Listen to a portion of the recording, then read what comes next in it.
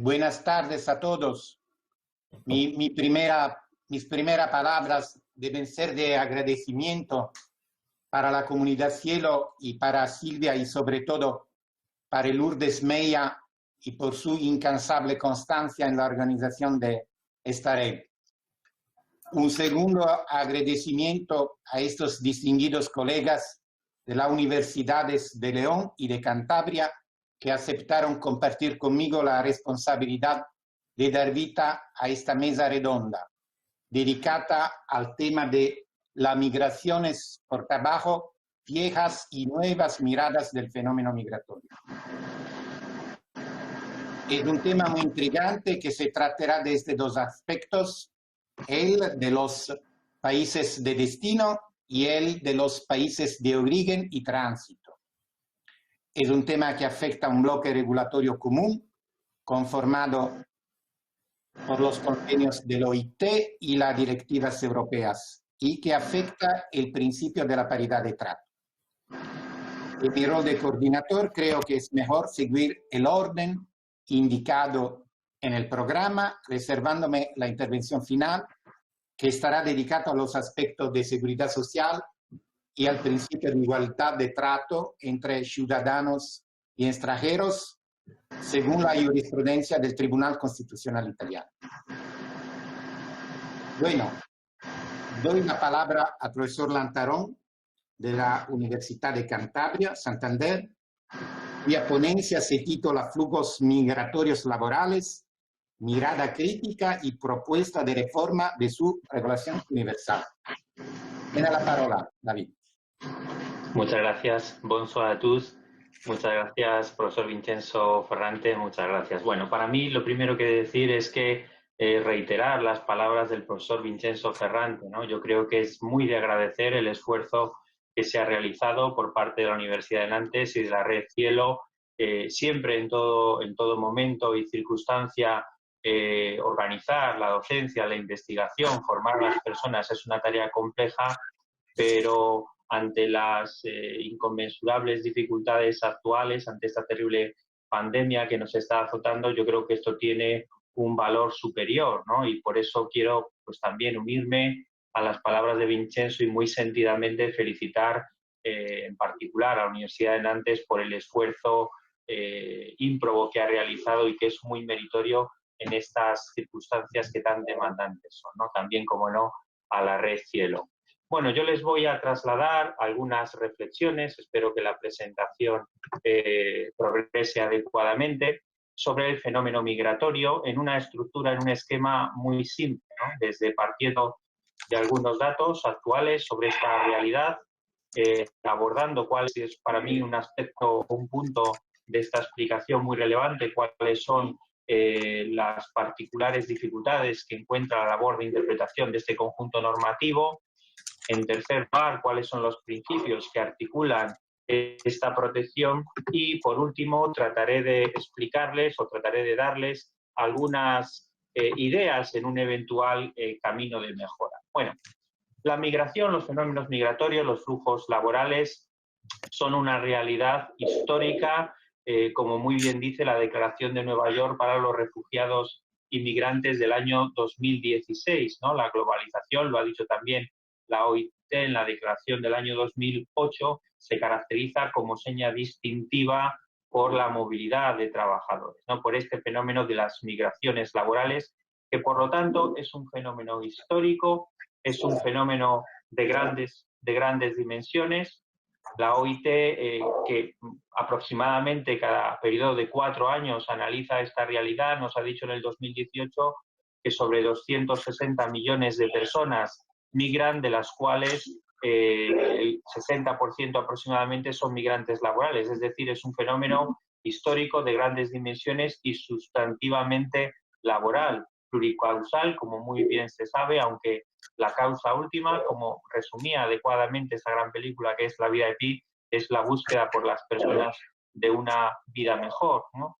Este estudio de la OIT y otros, como por ejemplo el informe 2 del año 2019, elaborado en España, apuntan, por el Consejo Económico y Social, apuntan también a la realidad de los estados de destino como estados de altos niveles de rentas, mayoritariamente, no tanto con elevados niveles de protección social, quizás por la mayor complejidad, acaso, de calibrar esta, países de origen donde también tiene una importancia los países, los estados de rentas medias y, en fin, una tipología del migrante probablemente más variable de lo que en principio se pudiera pensar.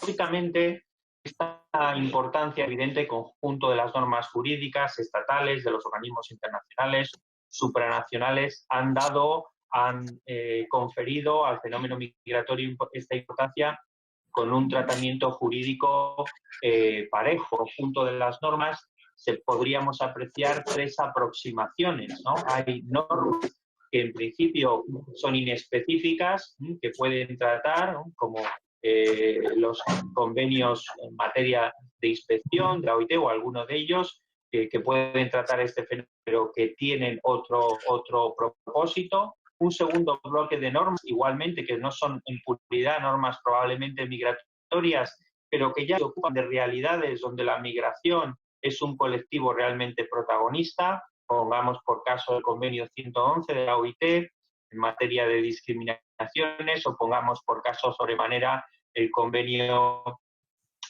número 29 de la OIT sobre trabajo forzoso, que evidentemente tienen una relación o está inextricablemente unida a esta materia al fenómeno migratorio. Y luego hay un conjunto más, contamos con un conjunto de normas universales, me voy a centrar en las que propiamente se trata el fenómeno de las migraciones laborales y es, digamos, este sector del ordenamiento, por así denominarlo, que se ocupa de las mismas, que como ustedes pueden ver en el gráfico, en esa imagen que he querido ilustrar en la proposición al primer nivel, no son normas en definitiva, o no debieran de ser, que pretendan una configuración de un estatuto jurídico autónomo de los trabajadores migrantes. No hay otros derechos que se quiera para ellos probablemente más allá de garantizar los derechos propios de los trabajadores nacionales. Por eso es un derecho que en teoría debe de ser más bien garantista, quizás más que adjetivo.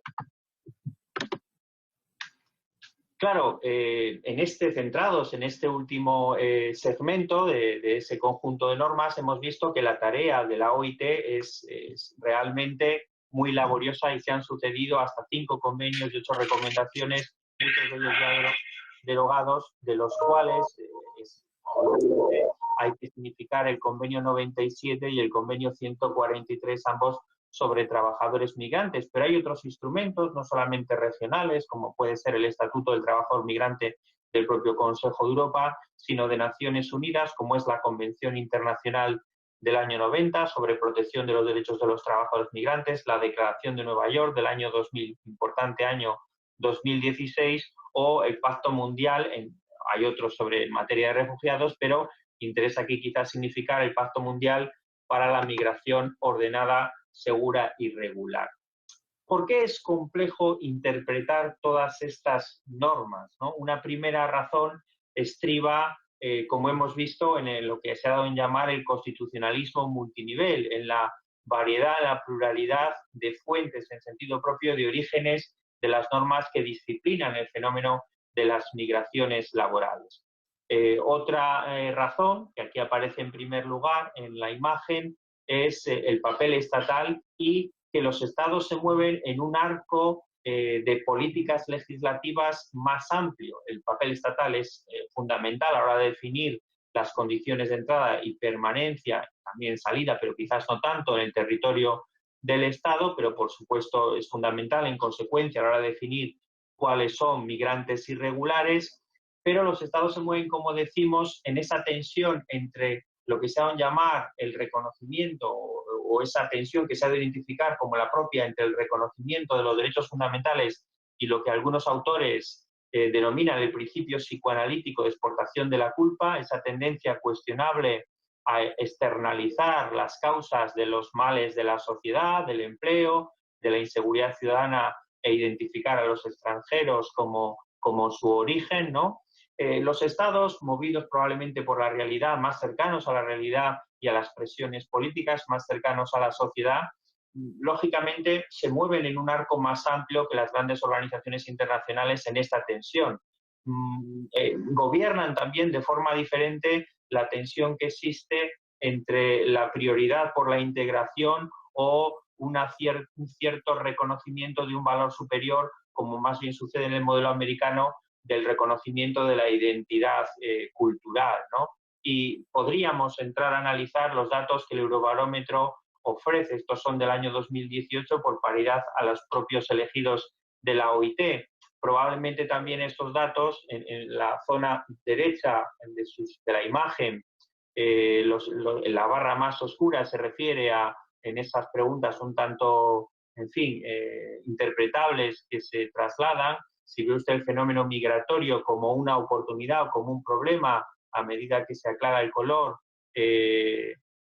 como algo, un equilibrio entre ambos, o en el color más claro, como ninguno de los anteriores, ni un problema ni una oportunidad, vemos que hay un arco que va desde Portugal, que lo ve más países, en algunos países que traigo ahora a colación como un ejemplo, hasta Italia, donde de una oportunidad, perdón, hasta países como Italia, donde claramente mayoritaria es la visión del fenómeno migratorio como más bien como un problema, y ello lógicamente condiciona las políticas estatales. Otras cuestiones, la vigencia de los instrumentos normativos, la interpretación sistemática, la naturaleza, pero quiero detenerme en el sistema de ratificaciones y en la propia condición de trabajador migrante, porque si nos centramos en el sistema de ratificaciones, esta puede ser total, parcial, puede haber modificaciones al ratificado, se admite la territorialidad, es decir, que la ratificación no entre en vigor para determinado territorio, e incluso la exclusión de ciertos sectores, como ha acaecido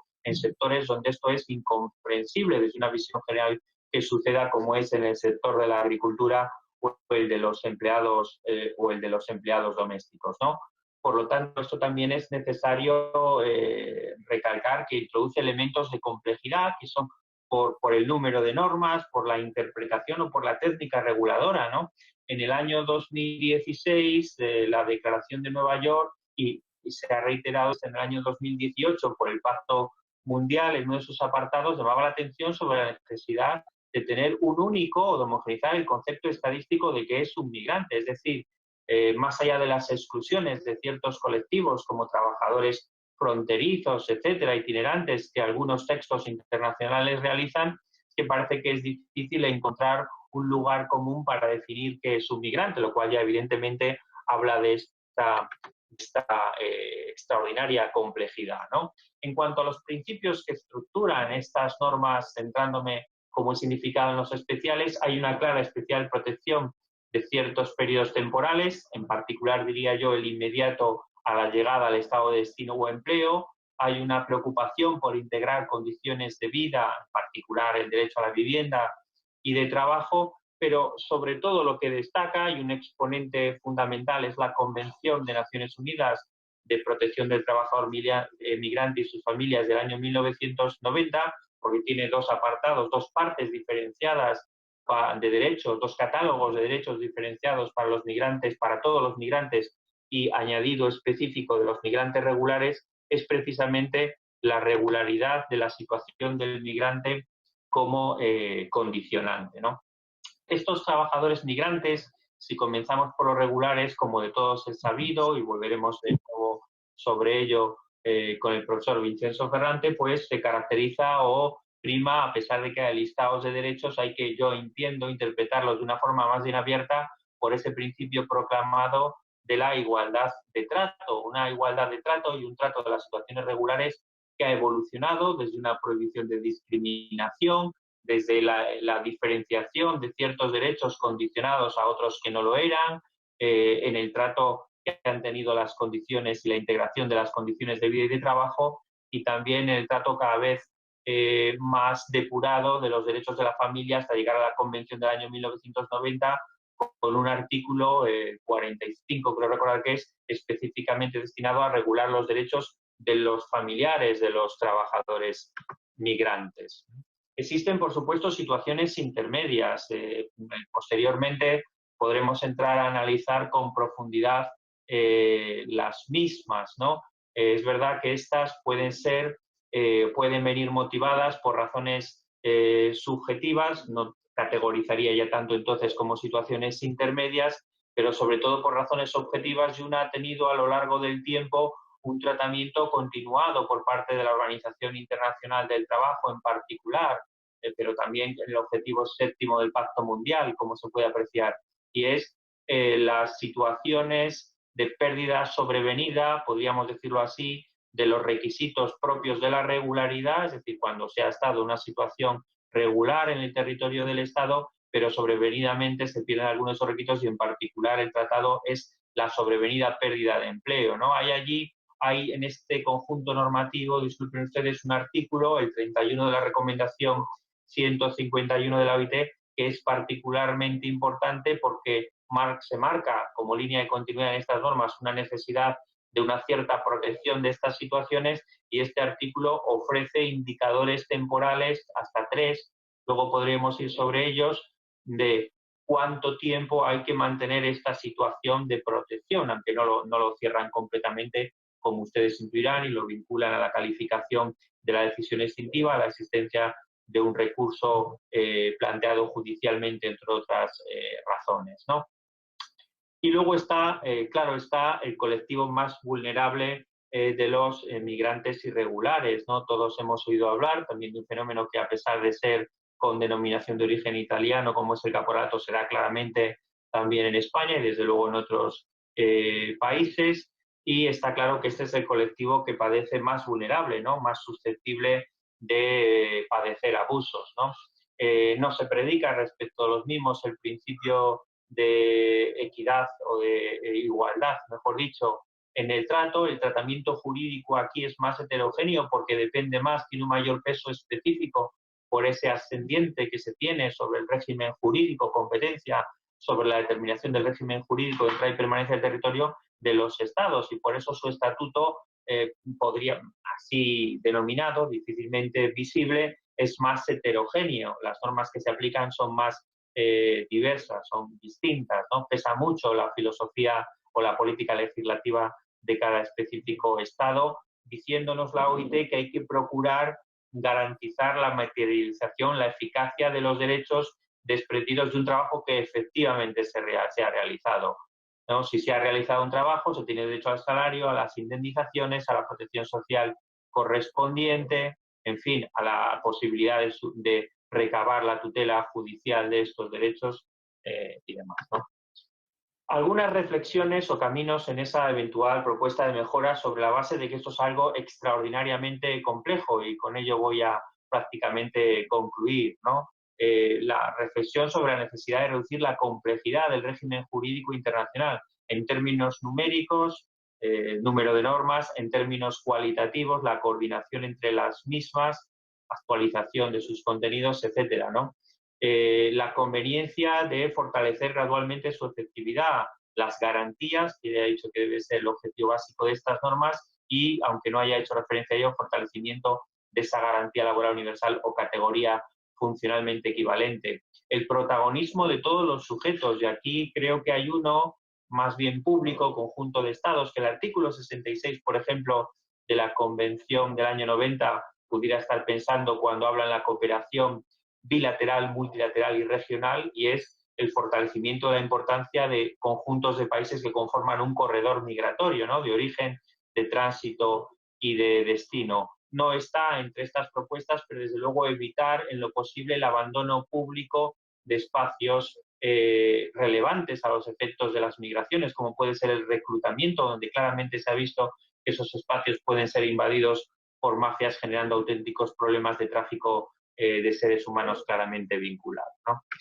Bueno, estas son las reflexiones básicas que yo les quería trasladar, yéndome un poco al espacio de tiempo que se nos ha dado. Agradezco mucho su atención y quiero recordar aquí, para concluir y citar, a una cantante francesa en honor a nuestros anfitriones, que es France Gall, excusen ustedes la pronunciación a buen seguro incorrecta, cuando en el verso de una de sus canciones, Si Mama Si, dice algo tan sencillo y tan trascendente al mismo tiempo, ¿no? Como: mi proyecto es continuar, la continuidad, la de todos, el proyecto de una comunidad internacional depende claramente de la continuidad y de las posibilidades de tener una vida digna de cada uno de nosotros, como todos sabemos, pero es conveniente recordar. Muchas gracias por su atención. Hasta aquí he llegado. Muchas gracias. Muchas gracias, David.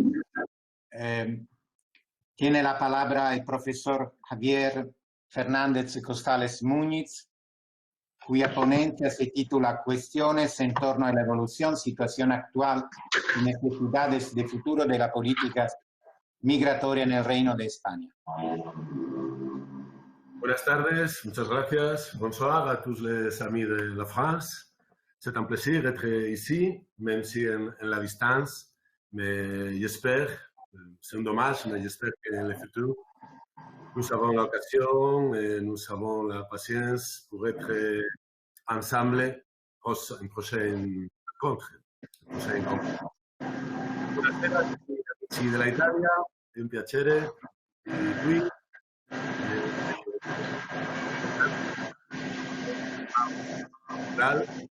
Y buenas tardes a todos los que estéis escuchando. A partir de ahora ya hablaremos en español, o hablaré en español. Es un placer estar aquí esta tarde, aunque sea lejos de todos. Al menos estamos un poco juntos y podemos ver las caras y saludarnos casi en persona. Felicitar en primer lugar, como ya se ha hecho aquí, creo que es de rigor, a los organizadores del Congreso, a toda la estructura de Cielo, planificada en este caso en Lourdes y en Rafael desde Nantes. Con las dificultades, pues estamos celebrando en esta ocasión el Congreso. Esperemos estar juntos, como decía antes, en ocasiones futuras y poder disfrutar. Un placer también compartir esta mesa con tan ilustres compañeros, ¿no? El profesor Vincenzo Ferrante, el profesor José Domínguez y el profesor Lantarón Martín, que acaba de intervenir y al que felicito por su intervención. Y la integración, lo que más, intentaré cumplir a rajatabla el tiempo asignado a cada ponente. Hablamos hoy de migración desde distintos puntos de vista, ¿verdad? Lo que tenemos claro es que este fenómeno se encuentra siempre acompañado por un amplio y complejo elenco de problemas, de situaciones de toda índole, a nivel político, a nivel económico, a nivel jurídico, aspectos además que en este campo se encuentran íntimamente relacionados entre ellos, no forman compartimentos estancos, sino que no se puede avanzar, no se puede estudiar el fenómeno de las migraciones sin entrar en cada uno de estos campos. Aunque lo hagamos desde un punto de vista jurídico, no podemos dejar al lado o de lado los otros. Las migraciones o la migración siempre están de actualidad. Al final han constituido una situación constante a lo largo de la historia, prácticamente desde el mismo inicio de la historia de la humanidad, se siguen repitiendo en la actualidad y veremos esta situación pandémica global, cómo puede afectar o cómo puede cambiar las situaciones actuales, ya no solo en el movimiento y los flujos migratorios, sino incluso a nivel jurídico, de acción internacional de los países, que lo ha destacado muy bien el profesor Lantarón, que nos ha hablado de la OIT también, que fueron los primeros que a finales de la década de los 50 decidieron regular este fenómeno de la migración, intentar ponerle un nombre, intentar definirlo, y entendieron que este movimiento obedecía desde una perspectiva laboral, que es la que nos interesa o la que me interesa a mí aquí ahora, a una búsqueda de empleo en otro lugar o a una respuesta a una llamada ofreciendo ese empleo, ese puesto de trabajo previamente. La movilidad, por tanto, se producía para ocupar un trabajo, para ocupar un puesto, un empleo. Y los movilizados, aunque extranjeros, pues eran considerados como trabajadores en los países de acogida. Esta situación no ha cambiado demasiado, pero sí hay un matiz más grande que ha cambiado gracias a la globalización y a los puntos de vista distintos que existen ahora. Ya tenemos una nueva realidad, que no solo nos desplazamos en búsqueda de ese empleo, sino que nos desplazamos dentro de nuestro propio empleo. Las nuevas situaciones nos lo han permitido y ya no tenemos, insisto, solo una movilidad en el empleo, tenemos una movilidad en el empleo, además de una movilidad por el empleo. De tal manera, esta globalización, en el marco de las relaciones laborales y económicas, ha marcado una reestructuración enorme a nivel internacional, sobre todo económico, en el sentido de que el sector financiero funciona de manera efectiva como una unidad en tiempo real. La libre circulación de personas, sin embargo, todavía es un aspecto inacabado, que hay que trabajar mucho y en el que quedan muchas cuestiones por tratar y genera muchos problemas. La deslocalización de las grandes empresas que han ido trasladando su producción o siguen haciéndolo a países en los cuales hay menos costes ha dado también paso a un desplazamiento de mano de obra más intenso, distinto y sobre todo hacia donde se encuentra el capital. Situación que además la revolución tecnológica, científica que se opera y los avances continuos que tenemos ha favorecido y facilitado, ¿verdad? No es lo mismo el movimiento que podía haber hace 20 o 30 años, las capacidades de desplazamiento, que las que hay ahora. Y es lo que ha hecho que estos cambios también se vayan produciendo poco a poco. Por tanto, y como consecuencia de esto, la globalización lo que está contribuyendo es aumentar la desigualdad a nivel internacional y a nivel mundial en muchos aspectos. Se favorece gracias a que se desregulan los mercados, a la creciente importancia además que adquieren los paraísos fiscales, porque no podemos olvidar que al fin y al cabo la globalización es una situación o un fenómeno básica y ante todo económico y no social. Básicamente nos vamos por el aspecto del dinero. En el sistema de relaciones laborales, lógicamente, influye muchísimo y de la mano de las libertades de establecimiento que se han producido en los últimos años y han avanzado tanto en los últimos años en el marco de la prestación de servicios, los tejidos industriales transnacionales llegan a ser capaces de presionar la integración económica e incluso cambiar el sentido tradicional de los movimientos migratorios, como decía al principio, e incluso los principios de actuación de muchos estados en este sentido. Se produce una deslocalización y una fragmentación de la actividad productiva, aprovechando la multiplicidad y la gran cantidad de derechos locales y nacionales de los que podemos beneficiarnos como empresa al ampararnos a lo mejor en imposiciones sociales, laborales, de seguridad social, fiscales, que supongan un coste mucho más bajo por el simple traslado de las empresas, de los centros de trabajo y de las instalaciones, bien sean todo en parte, a otros ámbitos geográficos que nos van a beneficiar en este sentido. Esta situación es posible también que sea o explique en parte la aparición de determinadas posiciones, opciones políticas que son muy contrarias a la inmigración, a las migraciones en general, sobre todo el auge de determinados nacionalistas en contra de este tipo de movimientos. Lo cierto es que los países en la práctica carecen de mecanismos efectivos de intervención, en tanto que el derecho del trabajo positivo no viene a contemplar medidas específicas a este respecto. Por el contrario, si impusiéramos límites a esa movilidad, a esa falta de fronteras, especialmente dentro de la Unión Europea, ello tendría un riesgo claro de sanciones a nivel internacional, como ya ha ocurrido en distintas ocasiones. Por tanto, y creo que el profesor Lantarón ya lo ha señalado muy bien antes, estamos ante un problema global y como tal, la respuesta que hay que buscar es global, a nivel internacional y lo más consensuada posible, al margen de las respuestas individuales que pueda tener cada Estado respecto a la situación que se produce en su territorio. No podemos olvidar, por tanto, esa solución global. Y, en cambio, se está produciendo una inacción, no hay una acción real en este sentido. Hay desacuerdo, además, y hay una parálisis general a nivel internacional en las instituciones y a nivel regulador en este sentido. ¿Cómo afecta todo esto a España? Que quizás estoy introduciéndome ya demasiado en la cuestión y la cuestión era España. Pues bien, en España se han producido también estos cambios, ¿verdad? Especialmente en las últimas 2 décadas y en la última mucho, hay cambios muy profundos, tanto a nivel cuantitativo como cualitativo, en materia de inmigración. Mientras que entre los años 40 y 80 del siglo pasado, España fue un país emisor de mano de obra, donde la inmigración española alcanzó cifras muy elevadas, con destinos principales en Europa y en Sudamérica.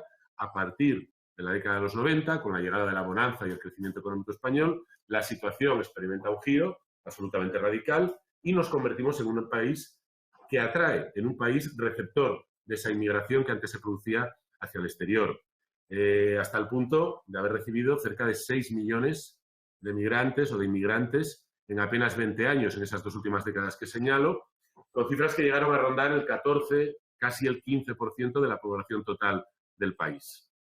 La crisis de 2008, en cambio, volvió a cambiar estos flujos en el territorio español. Crisis de la que nos cuentan que hemos salido económicamente, aunque estamos volviendo a una recesión en virtud de la situación actual, pero de la que yo creo que socialmente y en términos sociales no hemos escapado todavía y no la hemos superado. Se produce un nuevo giro, por tanto, y España, aunque sigue siendo un país receptor, comienza de nuevo a ser un país emisor. Y empezamos a emigrar de nuevo, dadas las dificultades en nuestro mercado. Ahora bien, ya se marca una gran diferencia. Tenemos una nueva emigración de jóvenes y de profesionales cualificados, en buena medida. Ya no solo es una mano de obra menos cualificada, sino muy cualificada, de entre 25 y 44 o 45 años, debido a las dificultades que nuestro sistema productivo tiene para generar empleo. Y ese es el gran mal, ya no solo es el hecho de que haya que emigrar en sí mismo, sino nuestro sistema productivo. Y ello nos plantea nuevas políticas y nuevos retos a nivel de migración, en este caso ya de nuevo hacia el exterior de los españoles, que también lo ha señalado el profesor Lantarón.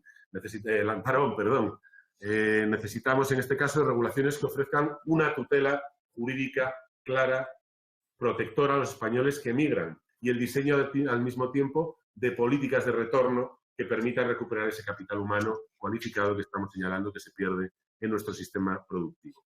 Es difícil fijar, hay muchas cifras y muchos números, cuántas personas han vuelto a emigrar hacia el exterior, cuántos españoles en concreto, porque sí es cierto que a pesar del alarmismo del que hemos hecho gala en España y del que tanto se ha hablado, el flujo migratorio hacia el exterior ha sido mayoritariamente de retorno a países de origen que se ha favorecido desde muchos puntos de vista y por la crisis económica que ha hecho que esos empleos que antes existían hayan ido desapareciendo. Y por tanto, a lo mejor las cifras han sido más alarmistas que reales en este sentido. Parece que actualmente la tendencia había remitido, insisto, tenemos que ver cuál es el resultado final de la situación actual y cómo influye en las futuras migraciones. Para empezar con la restricción de movimientos que está existiendo ya a día de hoy, ¿qué ocurrirá con esa restricción en el futuro si volveremos a abrir esa posibilidad?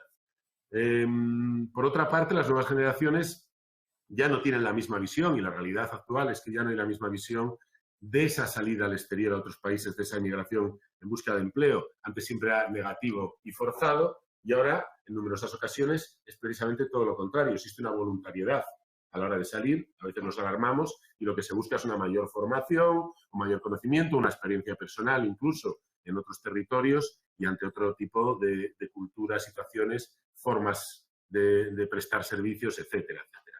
Ahora bien, esta voluntariedad no libra a los trabajadores que emigran de la posibilidad de caer en el infraempleo, en el subempleo, en la degradación de las condiciones de trabajo por el hecho de ser un trabajador migrante, incluso en la discriminación. Y ahí es donde tiene que entrar el Estado a regular una protección a todos estos trabajadores que salen hacia el exterior. En España, en este sentido, existe una barrera que también nos obliga a emigrar muchas veces, y es la relegación, y aquí que somos universitarios mayoritariamente, supongo que quien esté conectado también, una relegación de la función investigadora. Siempre ha habido una crisis de inversión en I+D+I y una evidente desconexión, por desgracia, entre las estructuras educativas y las exigencias sociales, económicas y empresariales. En los rankings internacionales de atracción de talento a nivel global, a España se le achaca esta falta de adecuación entre la formación universitaria y la estructura económica del país. Lo cierto es que el desajuste en muchas ocasiones es evidente. Se calcula que hay un 30% de sobrecualificación, quizás sea un poco exagerado, y un 10% de infracualificación. Ahora bien, creo que es importante, y como universitario debo hacerlo, señalar que esta situación no es únicamente un fracaso de la universidad y de su sistema, ni mucho menos. Lo es más bien de nuestra clase dirigente y nuestra clase política e incluso de la clase empresarial, que no acaba de encontrar la fórmula para canalizar ese potencial humano que se forma, o más bien no pone mucho interés en hacerlo, y se mantienen unas estructuras que se van quedando obsoletas. La estructura económica y productiva no es la adecuada para absorber el elevado número de titulados universitarios que podemos ofrecer en España, y ante tal circunstancia la única opción posible viene constituida por renovarse realmente. Renovación que es una necesidad, pero que no se está produciendo. Se habla mucho de ella, sobre todo en instancias públicas, pero no llega a producirse. No llega esa realidad. El fenómeno, en cualquier caso, siempre es complejo y requiere de un análisis pausado. En este campo hay muchos miedos, hay muchas falsas realidades, hay muchos mitos, hay informaciones poco precisas, hay intereses encontrados y contrapuestos que pueden llevar a ver la realidad de una manera distorsionada y que no sea totalmente cierta y nos lleve a tomar los caminos equivocados. La alarmante situación quizás sociolaboral que podemos encontrar para los jóvenes españoles puede ser un efecto contagio a veces de todas estas cuestiones. Y a veces la inmigración En este sentido, se percibe o se impone incluso como un recurso más laboral, cosa que no debería ser.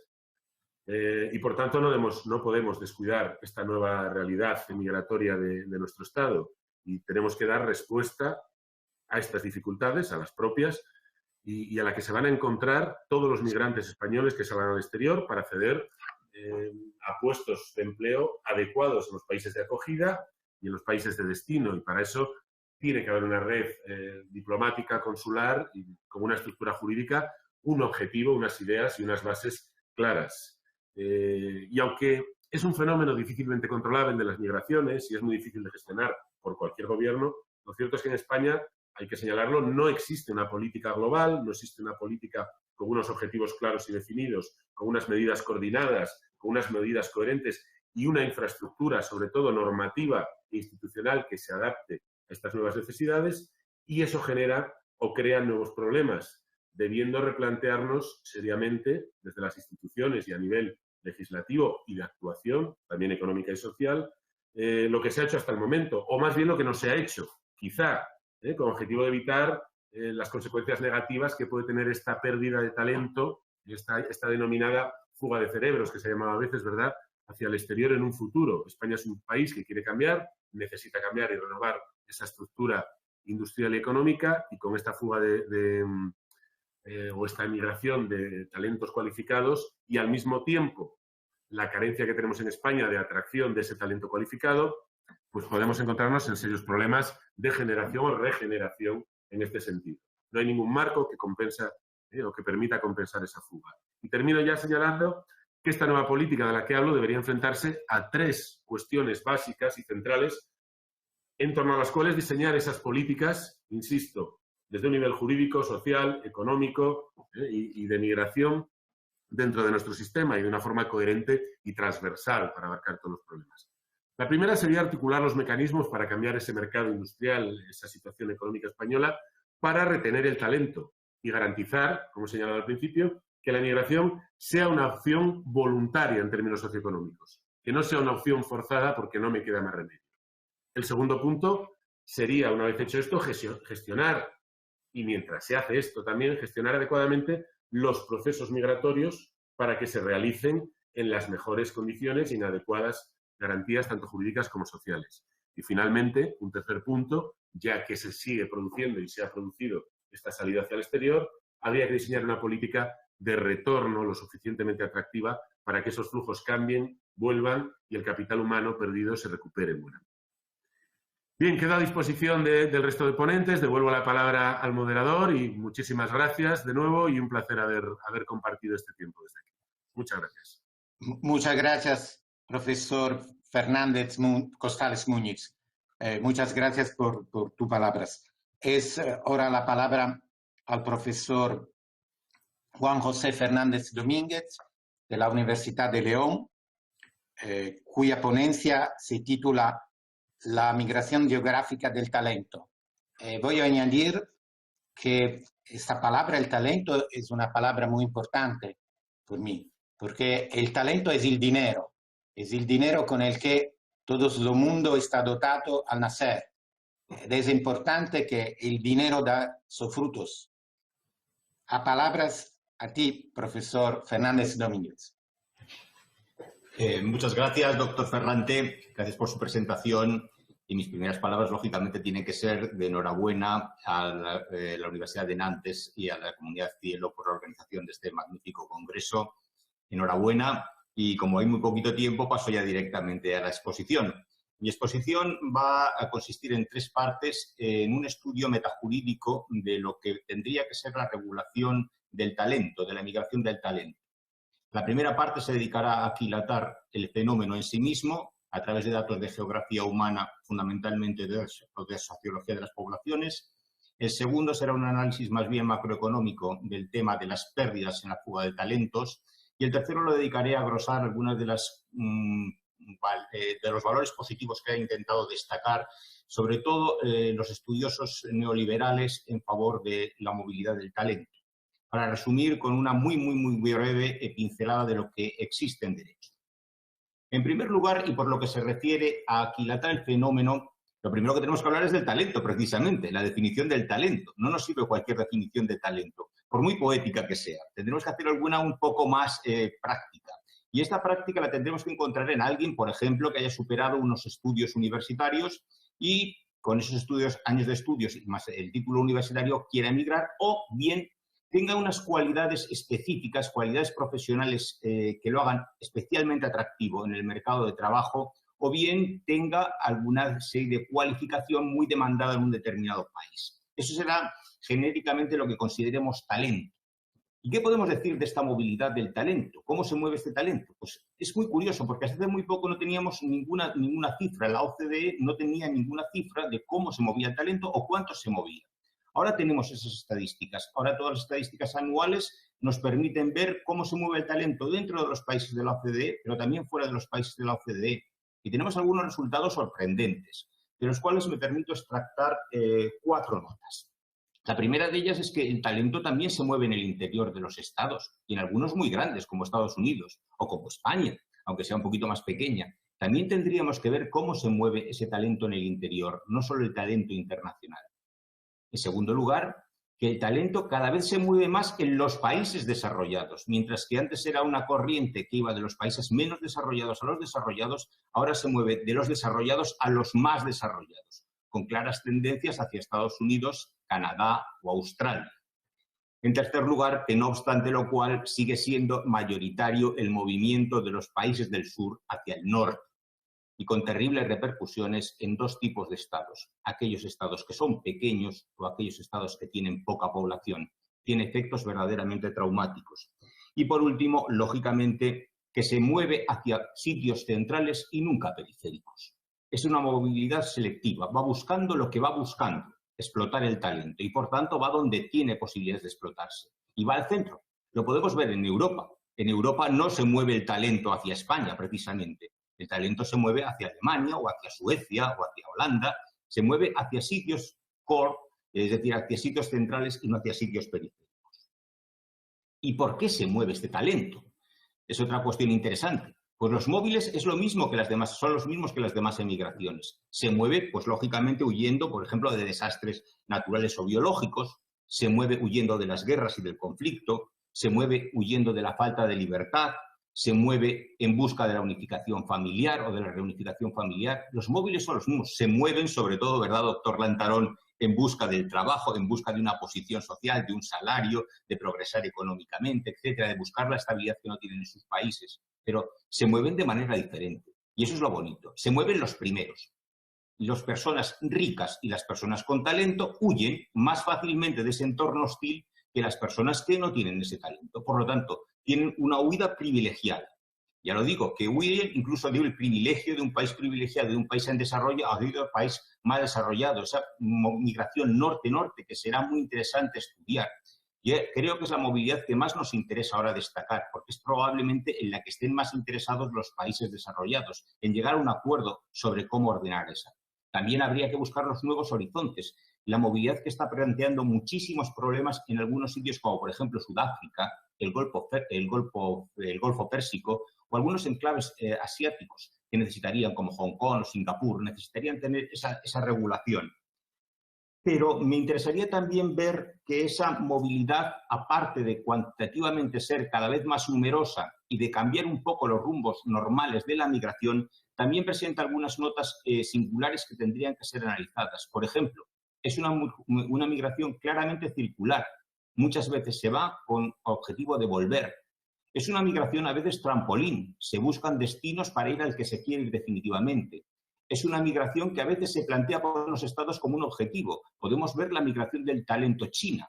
El millón de talentos, la política del millón de talentos chinos es claro ejemplo de cómo se busca eso. O la migración de las enfermeras filipinas con normativa ad hoc en ese país. Es decir, es una migración buscada de principio por los propios estados. O es una migración que tiene carácter múltiple o multilateral, porque lo que se hace es seguir la corriente I+D+I, seguir las multinacionales. Por lo tanto, tiene esa otra connotación diferentes en cuanto a los móviles. Es además una migración que cada vez capta los talentos a edad más temprana, el cherry picking famosos. Cada vez estamos cogiendo la cosecha mucho antes. porque lo que interesa es fidelizar ya desde la base, llevárnoslo a las universidades británicas, a las universidades estadounidenses, a las universidades de determinados países que ya saben que a través de esa primera educación luego van a tener ciudadanos ya preparados y ya adaptados. Y es una migración curiosamente muy feminizada. Es una migración donde las mujeres han conseguido equilibrar numérica y porcentualmente a los hombres, porque la mujer con talento es la que más quiere huir, de un entorno hostil, donde la brecha de género nota que no puede acceder al trabajo sin permiso, que no puede casarse si no tiene permiso o que tiene que tener permiso para casarse, que no puede tener acceso a la propiedad, que tiene derechos políticos limitados y por eso la mujer huye. Un entorno que cuando la mujer huye va a hacer que la población envejezca, va a hacer que la población se fragmente, pierda cohesión porque la mujer tiene ese factor aglutinante, va a hacer que la mujer emigre con talento para ser infracualificada, especialmente infracualificada en destino y sobre todo porque va a ser una mujer que cuando se va no vuelve. La resistencia que manifiesta a volver es enorme. ¿Y qué hacemos con esta migración así descrita sucintamente? Pues si nos fijamos en la visión tradicional, podemos ver que en los años 60, cuando se empieza a hablar de fuga de cerebros, cuando se marchan los británicos a Estados Unidos y hablan de fuga de cerebros y se inventa el nombre, se plantea como un fenómeno neutro. No se le dio mucha importancia, se le puso un nombre más bien feo, pero no se le dio mucha importancia. Sin embargo, más tarde, la literatura clásica ha venido a plantearlo como un dilema entre vencedores y vencidos, es decir, entre quien pierde y quien gana. Hasta el año 90. Curiosamente, en el año 90 podemos ver una emergencia de una literatura neoliberal donde lo que se plantea es que esta migración del talento es una migración de brain gain. Todo el mundo gana en esta migración.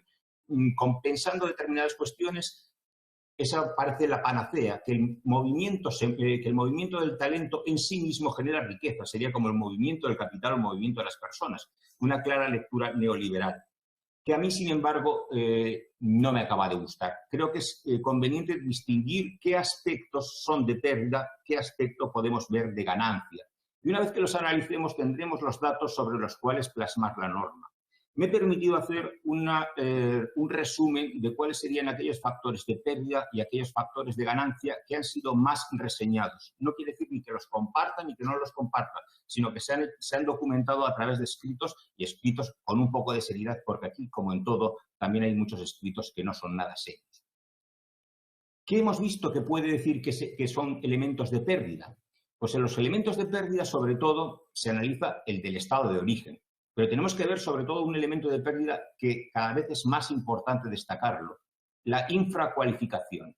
El trabajador con talento que emigra y tiene que ocultar su talento, o que no se le va a reconocer su talento oficialmente, o que no interesa explotar ese talento, interesa pagarle por otro talento inferior para que desarrolle su talento. La infracualificación como un elemento que cada vez destacan más los emigrantes cualificados. En el estado de destino, se ha escrito auténticas barbaridades sobre que los emigrantes cualificados hacen bajar el salario o que los emigrantes cualificados, como el resto de los emigrantes, lo que hacen es consumir pensiones o que lo que hacen es consumir salud. No, lejos de probarse, eso no está en absoluto probado, en modo alguno probado. Lo que sí están destacándose y sí se prevé, y además mucho en Italia, ha sido muy estudiado en Italia, Pane y Chocolata, un magnífico estudio que se ha publicado en Italia, donde se analiza el fenómeno xenófobo, con formas muy sutiles de xenofobia. No es la xenofobia tradicional, el odio que se tiene al emigrante pobre o al emigrante que molesta al perro en la calle. No, es el odio que se tiene hacia el emigrante que sabe más que nosotros, aquel que recibimos que nos aporta más. Entonces, esa xenofobia sí que tendría que ser también, se tendría que actuar frente a ella porque va a existir. De hecho, se está demostrando que es una xenofobia muy sutil ya digo, pero muy constante también. Sin embargo, donde más ha estudiado esta repercusión negativa es en el estado de origen, donde se destaca sobre todo que esta migración del talento va a provocar distintos fenómenos poco saludables. En primer lugar, a nivel educativo, porque se dice o se razona que si formamos talento para que se vaya, no merece la pena, porque lo que querríamos era el talento que quedara en casa y produjera. Sin embargo, si se nos va, y se nos va cuando nos podría producir, no es un talento ya interesante. En consecuencia, ¿qué es lo que pide la sociedad? Que dado que la gente se va, que no se invierta en educación, que se invierta en otras cuestiones. Curiosamente, este fenómeno también está siendo visto con alarma en el estado de recepción, porque se dice, si tenemos emigrantes cualificados, sin embargo, nosotros podemos ganar o pagar sueldos distintos a nuestros trabajadores porque saben dónde se va a pagar más cantidad de dinero. Por ejemplo, en Suecia, curiosamente, un médico que venga de fuera cobra mucho menos que un leñador. Entonces, ¿para qué una persona sueca, un natural de Suecia, va a estudiar para médico con tantos años de formación cuando va a poder ir a talar árboles y ganar lo mismo? Lógicamente, lo que se ha estudiado es que los suecos ahora van menos a la universidad en aquellos sitios donde vienen emigrantes cualificados a ocupar esos puestos. ¿Por qué? Porque van a ganar menos. El talento se paga menos, el talento puro se paga menos que el talento natural en origen. Y por consiguiente estamos llevando a una descualificación. En Alemania está ocurriendo lo mismo. Recientes publicaciones también del Instituto de Berlín están llevando a considerar que determinadas profesiones no son interesantes para estudiar a los alemanes, sino que prefieren sencillamente incorporarlo. Segundo fenómeno, la desprotección. Lo decía antes, cuando se va el emigrante cualificado, queda alguna familia desmembrada, sobre todo si es la mujer. Pero aparte de eso, queda desmembrada la sociedad. ¿Qué podemos decir, por ejemplo, de los doctores en África o de los maestros? Cuando se van es un verdadero crimen de lesa humanidad, me atrevería a decir. Se están marchando las personas que tendrían que ayudar a salir a esos países de la pobreza, de su miseria. Y, sin embargo, es un derecho subjetivo que hay que reconocer a esos individuos. Por último, y a nivel macroeconómico, ¿qué resultados podemos encontrar? Pues nos encontramos el primero y fundamental, falla la tasa de reemplazo. Si se va el talento, no tenemos personas que puedan llevar los proyectos actuales o de futuro a corto plazo adelante. En consecuencia, falta el elemento motor de todo lo que sea el crecimiento. Además, tampoco se produce la complementariedad que naturalmente se tendría que producir entre el cualificado y el no cualificado para que el no cualificado adquiriera una cualificación. No tendremos quien haga esa transferencia del conocimiento. En segundo lugar, se produciría un vacío enorme a la hora de crear, a la hora de avanzar. Es decir, no habría móviles para invertir en I+D+I, con lo cual comprometeríamos a largo plazo el futuro de las generaciones que vengan, porque no van a tener inversión que hacer, y perderíamos competitividad en las exportaciones, porque no serían exportaciones originales, salvo en aquello que fuera tradicional y producto del país, en el resto no estaríamos produciendo a un nivel competitivo. Y por último, faltaría el motivo para la inversión, porque la inversión sigue al talento. Es un círculo vicioso o virtuoso. Allí donde hay talento, allí hay inversión. Allí donde no hay talento, no hay inversión. Esto por los factores negativos, que son en los que muchas veces se para la atención y no se sigue el discurso para ver qué factores positivos se pueden producir o cómo podríamos tener esos elementos de compensación.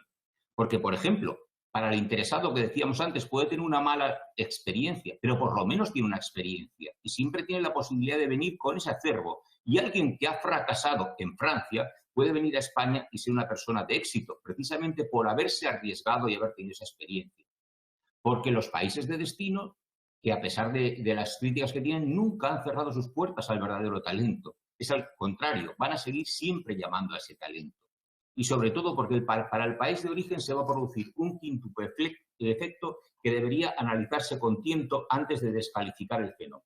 A nivel educativo, ¿qué podemos encontrar? Veíamos el aspecto negativo antes. El aspecto negativo es que se decidiera no invertir por la sociedad porque se nos van.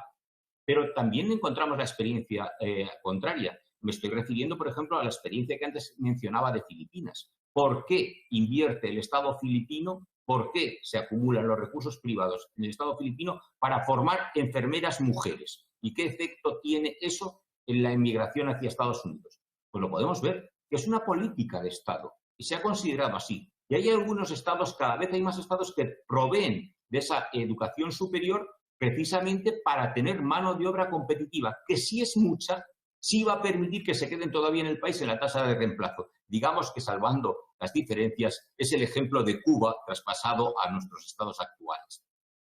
Pero es que además hay otra cuestión muy curiosa. Esto yo no sé si es una ventaja o una desventaja. A algunas personas les parecen absurdo, pero es que están diciendo que cuando existe esta posibilidad se está cambiando el panorama educativo. Y se está cambiando el panorama educativo en la universidad. Porque si nos fijamos en esos estados, resulta que lo que están eligiendo los estudiantes son aquellas ciencias móviles o aquellos estudios móviles frente a los estudios inmóviles. Siento decirlo, pero las ciencias móviles son la ingeniería, las ciencias de la salud, etc. Y las inmóviles son las ciencias sociales. Quitando comercio exterior, cualquier otro, pues no interesan tanto y los alumnos van abandonando esas carreras de humanidades, esas carreras de ciencias sociales, para inclinarse por las ingenierías, las ciencias de la salud, etcétera, etcétera. Esto no sé si es bueno o malo, pero es lo que está produciéndose. En propiedad intelectual, diría Estados Unidos muy bien en el panorama internacional diciendo que, bueno, que era mejor que no hubiera una regulación internacional hasta que ha surgido la robótica y el problema que tiene Estados Unidos para conseguir controlar esa propiedad intelectual. Porque lo cierto es que los arbitrajes internacionales siempre le beneficiaban y sus convenios bilaterales o multilaterales siempre los podemos leer con cláusulas de Estados Unidos diciendo que se regularán por la normativa de propiedad intelectual norteamericana. Pero es que hay determinadas ideas que vuelven con el talento. Son ideas que no son patentables y cuando el talento regresa, regresan sus ideas. Y entonces ya no podemos patentar esas cuestiones. Y por eso ahora le urge a Estados Unidos regular la propiedad intelectual del talento. Por eso ahora hay distintas propuestas interesantes que analizar sobre cómo regular esa propiedad intelectual del talento. Me atrevería a decir que las ideas, en este sentido, son un elemento motor que si exportadas y luego retornadas pueden producir. Política, por cierto, que propugna la OIT, con la famosa política GRS, la política del retorno, el premio al talento para el que vuelva. Pero este es un premio que tiene trampa. ¿Por qué? Porque ese fenómeno va a depender de que se modifiquen o no las situaciones de partida. Quien ha emigrado porque hay una guerra no va a volver, salvo que pare la guerra, salvo que cese la guerra. Quien ha marchado normalmente volverá a una edad avanzada. Y esa edad avanzada ya no interesa tanto, es la dinámica de la tortuga. Es decir, aquel que vuelve a morir donde nació. Ya, pero cuando vuelve ya no es una edad tan interesante. O aquel que vuelve tras largo periodo de tiempo, ya se ha desacostumbrado. O la mujer que se niega a volver. Tenemos que analizar todos esos problemas. Y concluyo con dos cositas para ajustarme al tiempo. Habrá que ver también el tema de las remesas y el tema de la diáspora. Presentadas normalmente como el elemento más favorable de la migración del talento, sin embargo, ambas tienen su trampa. Las remesas porque efectivamente sirven a muchos países para equilibrar su presupuesto. Son incluso más estables que el capital, pero tienen el problema de la enfermedad holandesa, que se nota sobre todo en América Central, muy documentada, donde sirven para que la gente no trabaje. Es decir, las remesas no provocan ni inversión ni ahorro, solo gasto. Además, tendremos el problema de que en los estados corruptos las remesas sirven para alimentar al régimen del cual se ha intentado huir. Y por último, tendremos que ver si las personas con talento dan más dinero o menos, porque descubriremos paradójicamente que salvo las mujeres que mantienen constante, el resto de la gente, si no piensa volver al estado de origen, lo que hace es dejar de aportar, dejar de devolver lo que le corresponde. Y por último, las diásporas. Esas diásporas nuevas que ya no son étnicas, como era la vieja palabra judía, sino que son más bien sociales, culturales y económicas. Pues efectivamente tienen un papel muy importante, un papel de regular, lo decía el doctor Costales antes, de regular esas redes de migración. Tienen el papel de poder orientar las inversiones, de poder orientar la actividad desde el estado donde están hacia su propio estado, derivar contratas, subcontratas, inversiones. Tienen la posibilidad de establecer lazos educativos y lazos culturales, lazos de investigación entre el estado de origen y aquel donde están. Tienen la oportunidad también de llevar a cabo reformas normativas en el estado de origen. Bien, es un papel muy interesante, pero debemos analizarlo. Y frente a esto, ¿qué realidad tenemos? Pues realidad jurídica cero. Y acabo. Una directiva en Europa, la directiva 2009/50, que demuestra que allá donde no quiere coordinarse uno es preferible competir. Todos los estados compitiendo en Europa por el talento. Da un poco de vergüenza ver la normativa que se hace de unos estados frente a otros. Y frente a ello, por ejemplo, la normativa de Estados Unidos reguladora de la H1B o de la EB3. De vergüenza, de verdad, de vergüenza a esta época. Muchas gracias. Gracias, profesor Fernández Domínguez. Hoy la palabra está a mí, por mi ponencia. Ho preparato delle slide, spero che queste possano essere viste. Il mio argomento è un argomento che viene a collegarsi a quanto è stato detto prima di me. Terrò il mio intervento in italiano e vi parlerò della parità di trattamento in materia di sicurezza sociale. Qui la vicenda è una vicenda nella quale la mia Corte Costituzionale, la Corte Costituzionale italiana, mia in questo senso, mi ha aiutato perché a luglio di quest'anno è stata emanata un'ordinanza che interroga la Corte di Giustizia, e parlerò soprattutto di questa ordinanza che rimette la questione alla Corte di Giustizia. Qual è il problema? È un problema, come ha detto prima di me chi mi ha preceduto, in particolare il professor Fernández Domínguez, è un problema di xenofobia. Nel momento in cui gli immigrati vengono regolarizzati, si pone il problema se questa regolarizzazione consente loro non solo l'accesso a parità di trattamento nelle condizioni salariali, nelle condizioni relative al contratto di lavoro, ma se questa parità di trattamento si estende anche ai benefici sociali e in particolare ai benefici assistenziali. Questo è un problema che nella giurisprudenza degli anni 60 e 70 ha molto interessato la Corte di Giustizia, ma che ormai è stato risolto attraverso la direttiva, o meglio il regolamento 883 del 2004, che ha sostituito il più antico regolamento 1408 del 1971. Ed è un problema che già la Convenzione OIL 97 del 1939, rivista nel 1949, prendeva in esame. Qual è il problema?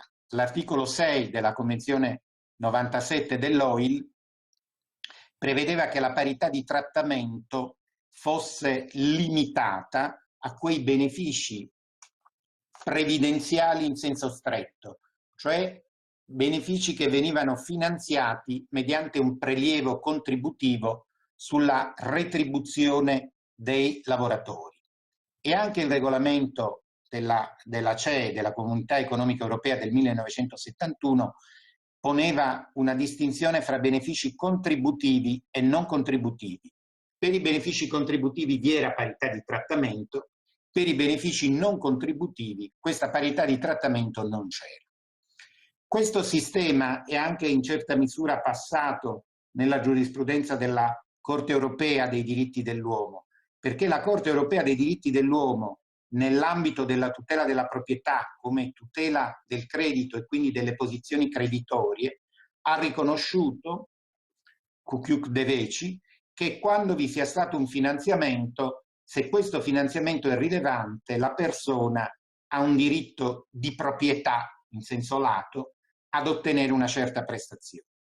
Ma questa posizione più antica è stata oramai sopravanzata e abbandonata sia dalla modifica del regolamento 1408 del 1971, sia dalla giurisprudenza della Corte di Giustizia dell'Unione Europea. La Corte di Giustizia dell'Unione Europea ha abbandonato il principio della partecipazione al finanziamento e ha adottato il sistema della valutazione discrezionale o non discrezionale. La Corte di Giustizia, l'ha detto per la prima volta nel caso Lacheb, ha rilevato che la partecipazione al finanziamento è irrilevante, che solo si ha una prestazione assistenziale se il lavoratore non ha diritto. Non ha diritto perché la valutazione che viene fatta dal soggetto, sia esso pubblico o anche privato, che riconosce questo beneficio, e una valutazione puramente individuale. Questo è il caso Martinez Silva, che è un caso relativo ad una lavoratrice immigrata in Italia, di cui poi parleremo. E da ultimo anche la direttiva recentissima, che è entrata in vigore pochi giorni fa in materia di distacco, di posted workers, la direttiva 975 del 2018, quando parla dell'alloggio, impone la parità con la precisazione che questo alloggio deve essere fornito dall'impresa. E infatti quello di cui stiamo parlando sono esattamente questi benefici relativi all'alloggio sociale, social housing, diremmo, con termine anglosassone, alle borse di studio, agli assegni di maternità, all'accesso a servizi municipali a prezzi ridotti, convenzionati. La conclusione che vedete in bianco in questa slide è che non è solo il mercato del lavoro in senso proprio che attira la migrazione. Da questo punto di vista mi permetto di completare quello che hanno detto i colleghi che mi hanno preceduto a questa tavola rotonda.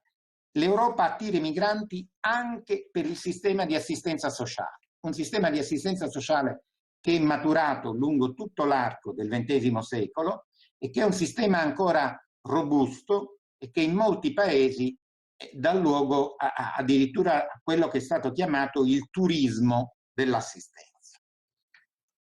Cosa è accaduto in Italia? Perché parlavamo prima di xenofobia? Il sistema di assistenza sociale in Italia non è un sistema nazionale centralizzato, o lo è solo in parte, lo sta diventando sempre più, ma in questi ultimissimi anni, ma è un sistema che viene affidato principalmente alle regioni, l'equivalente delle comunità spagnole, o anche ai comuni, alle municipalità. E quindi questo sistema è un sistema, come si suol dire, geopardizzato, macchia di leopardo. Ci possono essere prestazioni che vengono garantite in un comune e che vengono negate in un altro comune. Questo significa però che i diritti degli immigrati sono dei diritti che variano a seconda del luogo di residenza. Se risiedo in un certo comune o in una certa regione, ho diritto a mandare gratis i miei bambini all'asilo nido o alla colonia estiva. Se viceversa risiedo in una regione o un comune diverso, questo diritto non ce l'ho. Ora, i tribunali amministrativi, ma in particolare la Corte Costituzionale, è stata chiamata a valutare questi casi, a valutare i casi in cui o le leggi nazionali, valide per tutto il territorio, o le leggi regionali prevedevano delle particolari condizioni per avere accesso a questi benefici. Queste condizioni, lo vedete nella prima parte della slide, erano o il possesso del permesso unico europeo di lunga residenza, che è regolato dalla direttiva 109, oppure una residenza da almeno 5 anni in Italia. Devo aggiungere che in Italia è abbastanza complicato avere la cittadinanza italiana, quindi almeno per i residenti in Italia. Chi segue il calcio sa che la legge italiana è molto generosa nei confronti dei discendenti di nonni, di avi italiani in Latino America, ma è molto restrittiva nei confronti di persone che risiedono anche da 20 anni sul territorio italiano. Come ha giudicato la Corte? Allora questo è particolarmente interessante. Quando io ho proposto questo mio intervento, il giudizio della Corte sommava circa una decina di pronunzie, e tutte queste pronunzie erano pronunzie molto attente a bilanciare, come dire, il peso economico sul bilancio dello Stato, delle regioni e i diritti individuali, e cercavano di volta in volta appunto di rintracciare quella partecipazione al finanziamento che, come dicevamo prima, era il criterio della antica Convenzione OIL del 1939 o del regolamento del 1971. A un certo punto però, dopo le prime pronunzie, ci si è cominciato a rendere conto che esistono dei diritti fondamentali che devono essere assicurati a tutti i lavoratori. Il caso era quello di un lavoratore irregolare che si era presentato al pronto soccorso. È un caso che trova soluzione diversa in molti stati europei. E allora in quel caso la Corte ha detto che la tutela della salute e il pericolo immediato a cui era esposto il migrante, anche se irregolare, gli dava diritto ad avere accesso a prestazioni sanitarie di pronto soccorso.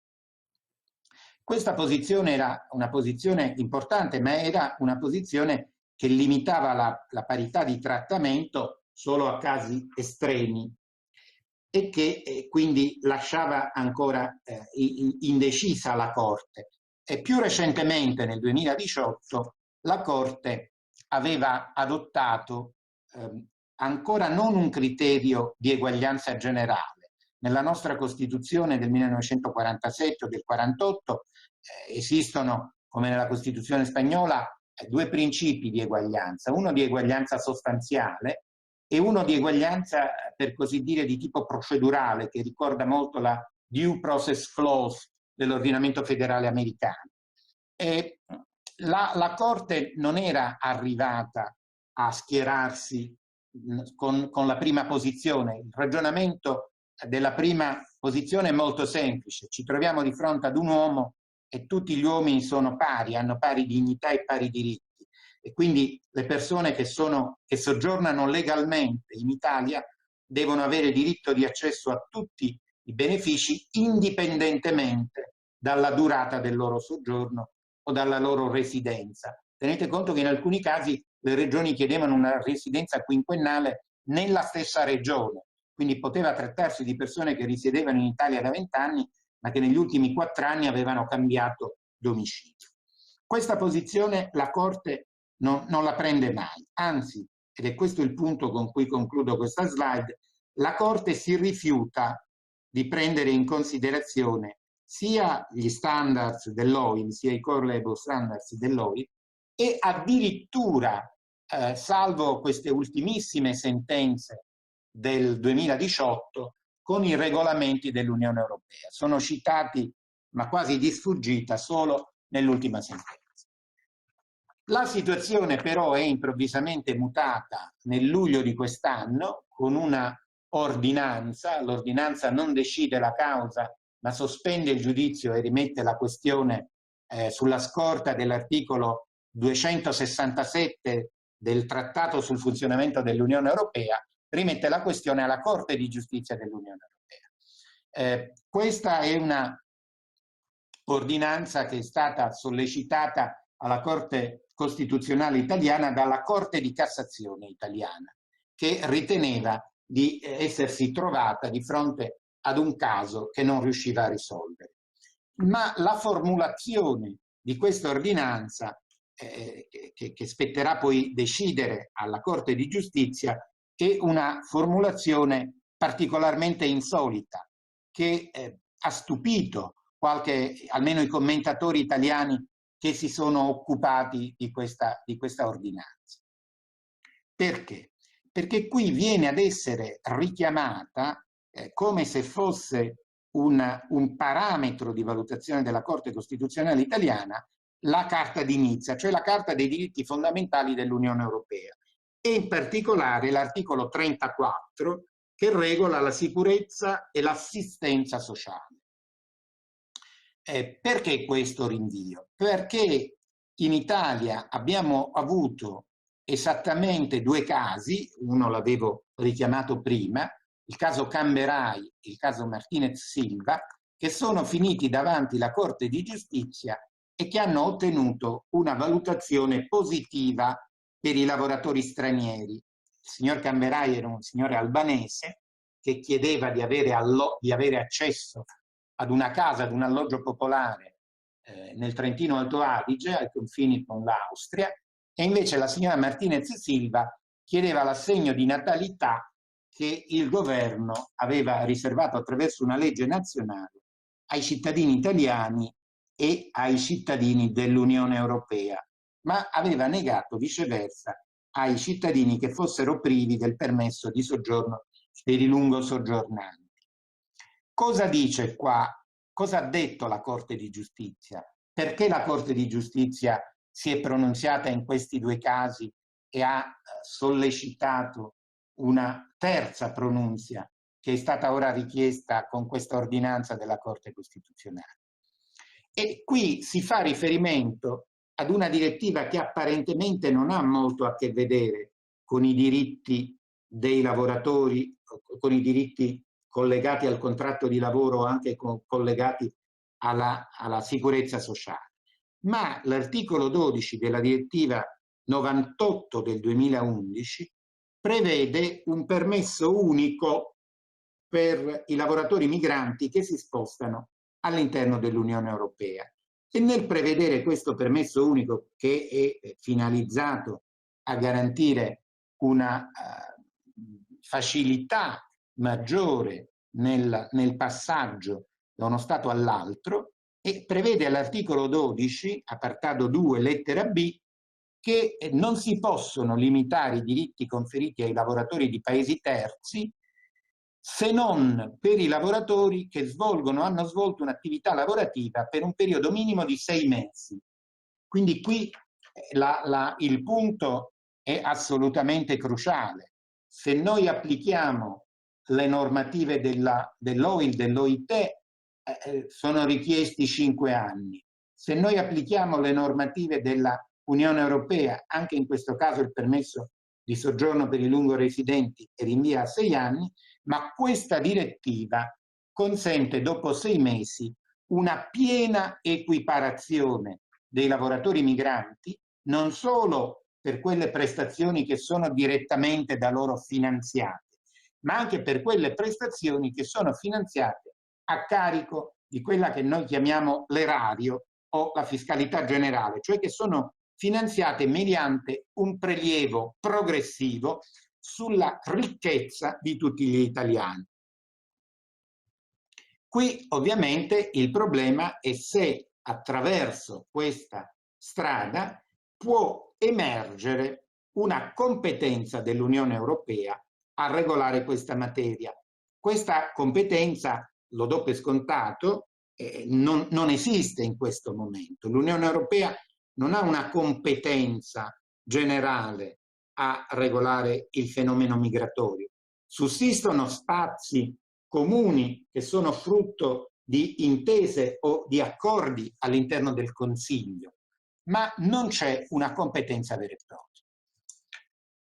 E dunque, mi avvio alla conclusione, quando questo giudizio pregiudiziale, questa causa verrà discussa, sapremo se la Corte di Giustizia, che cosa ci dirà la Corte di Giustizia.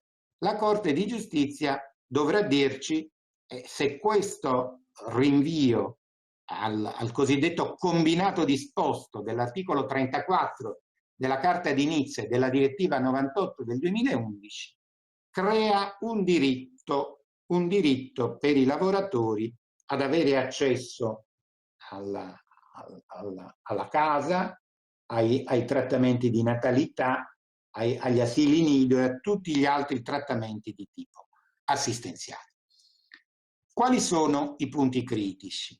E qui, come diceva il collega Lantaron, la prima difficoltà è quella di una interpretazione sistematica, perché non è semplice, anche all'interno di un ordinamento in fondo unitario, qual è l'ordinamento dell'Unione Europea, mettere ordine fra tutte le fonti.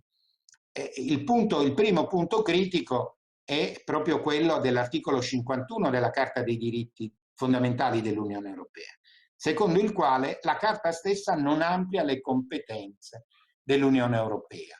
E quindi qui pare veramente, come dire, il punto è veramente critico, perché se la Corte di Giustizia si pronunzierà a favore, di fatto c'è il rischio che si venga a riconoscere per via giudiziaria una competenza nuova nell'ambito di quelle che sono devolute dai singoli Stati all'Unione Europea. Il secondo punto critico è questo. Qui non viene solo ad essere interpretata la Carta di Nizza, la Carta dei diritti fondamentali, ma viene anche ad essere interpretata la direttiva. Ma la struttura della direttiva è completamente diversa dalla struttura della Carta di Nizza. La Carta di Nizza, come la Costituzione italiana, come quella spagnola, come quella portoghese, o anche forse come quella brasiliana in parte, prevede degli enunciati solenni che riconoscono dei diritti fondamentali. E invece la direttiva prevede un potere di opt-out, cioè un potere per gli Stati di dichiarare che il principio di parità di trattamento non è un principio generale, ma che alcune prestazioni assistenziali rimangono fuori. Questa è un'eredità del vecchio regolamento del 1971. C'è un annesso al nuovo regolamento 883 che indica per l'appunto quali sono le prestazioni che Stato per Stato rimangono fuori da questo principio generale di parità di trattamento. E allora qui è logico capire qual è la difficoltà, ma che diritto fondamentale è quel diritto fondamentale che è condizionato all'accettazione da parte di uno Stato di un certo obbligo, quel diritto fondamentale dove il singolo Stato può, anche dopo l'attuazione della direttiva, esercitare un potere di opt-out. Il terzo punto è un punto fondamentale che ho visto trattato anche nelle parole di chi mi ha preceduto, ed è il problema dei soggetti che soggiornano irregolarmente. E la Carta di Nizza non mi sembra suscettibile di trovare applicazione agli irregolari, mentre la sentenza della Corte italiana sull'assistenza sanitaria d'urgenza partiva da un principio generale di parità, di disparità sostanziale, la Carta di Nizza non può che limitare le sue previsioni a quanti si muovano all'interno dei confini europei, ma si muovano in conformità alle norme di legge. Quindi questo rinvio alla Carta dei diritti fondamentali, che come vedete potrebbe diventare una sorta di Carta Costituzionale europea nella prospettiva della Corte Costituzionale italiana, rischia però di essere limitato solo agli immigrati irregolari. E sappiamo bene invece come accanto agli immigrati irregolari ci sia un'enorme porzione, che è difficile da stimare ovviamente, di immigrati irregolari. L'ultimo punto è il più semplice.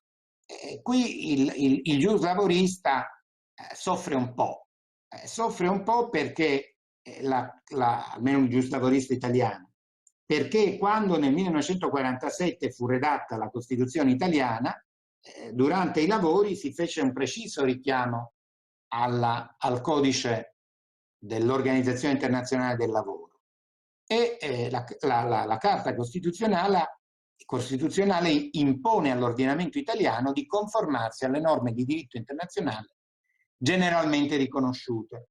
Ora è vero che le convenzioni dell'OIL non sono norme di diritto internazionale generalmente riconosciute, ma è pur vero che esistono dei core labor standards che in qualche misura, per esempio penso al divieto di lavoro forzato, garantiscono ai cittadini immigrati anche irregolari la protezione nei confronti di qualunque forma di violazione.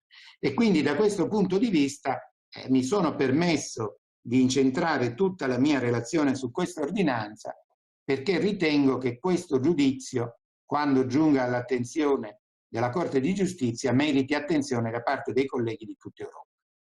Grazie. Giunto a questo punto, io mi chiederei ai colleghi se qualcuno ha domande. Abbiamo, credo, non tantissime persone che ci stanno seguendo e io non ho ricevuto, almeno sul mio schermo, nessun feedback, nessuna domanda. C'è qualcuno che vuole prendere la parola per completare la sua relazione? No sé si te parece, Vincenzo, o si como quieras seguimos el orden, o bueno, por añadir algunas ideas a resultas de las intervenciones de mis compañeros que me han parecido brillantes y que os felicito a los tres y que me han gustado, ¿no? Y también por generar algo de diálogo adicional como mesa redonda que es, ¿no?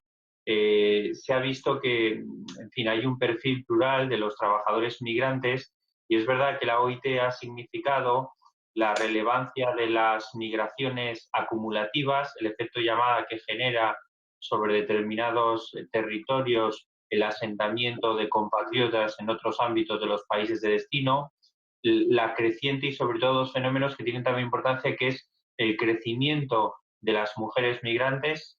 Tradicionalmente el segmento de población masculina migrante es muy superior, pero esa distancia se está acortando, parece ser, y también la causa medioambiental como uno de los elementos que determinan los fenómenos migratorios y que tanto preocupa desde el punto de vista de los objetivos para el desarrollo sostenible, entre otras razones, ¿no? Hay aquí algunas cuestiones dos cuestiones más me gustaría apuntar, ¿no?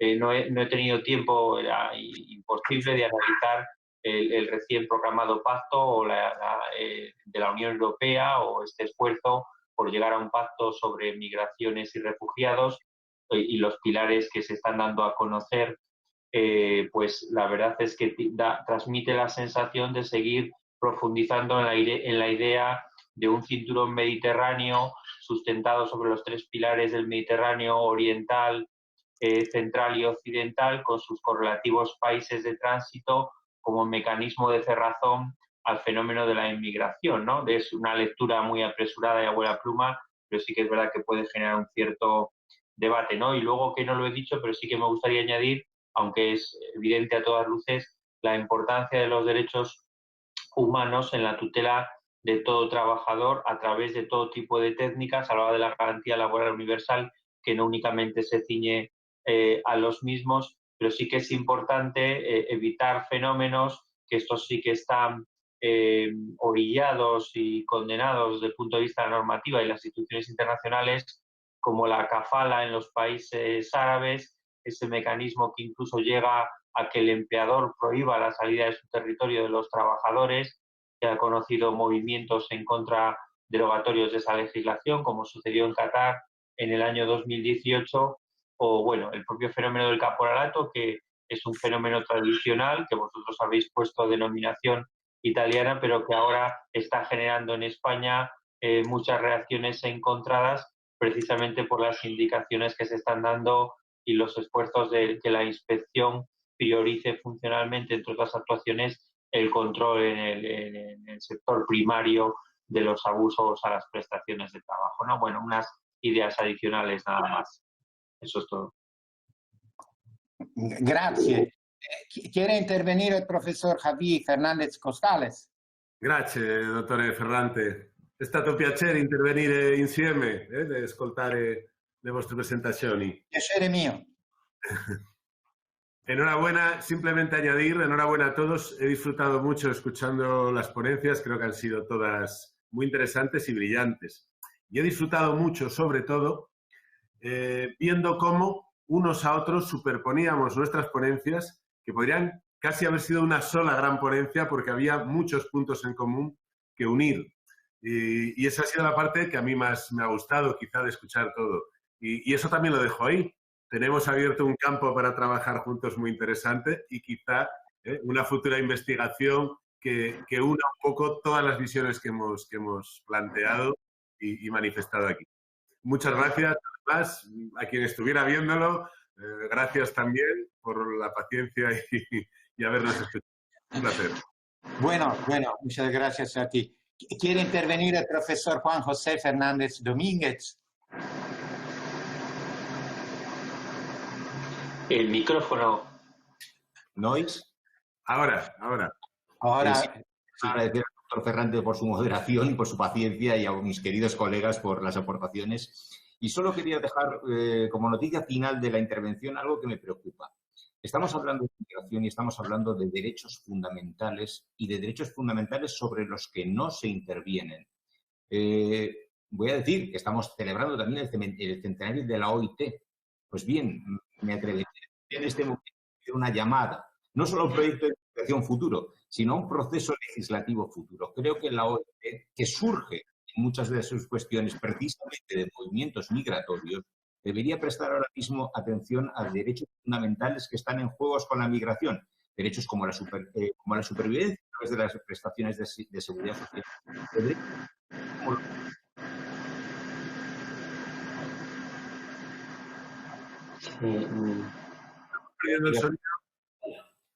Sí.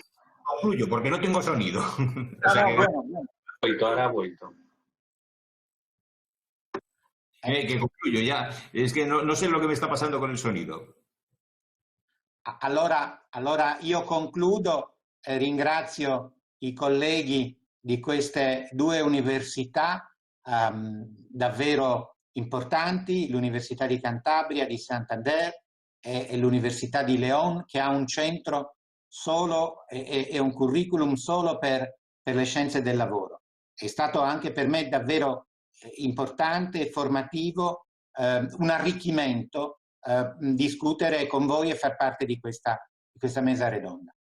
Molte grazie a tutti e direi che possiamo concludere qui. Mancano pochi minuti al tempo che ci è stato assegnato. Sì. Grazie a tutti. Grazie a te. Arrivederci, piacere di avervi conosciuto. Siamo. Arrivederci.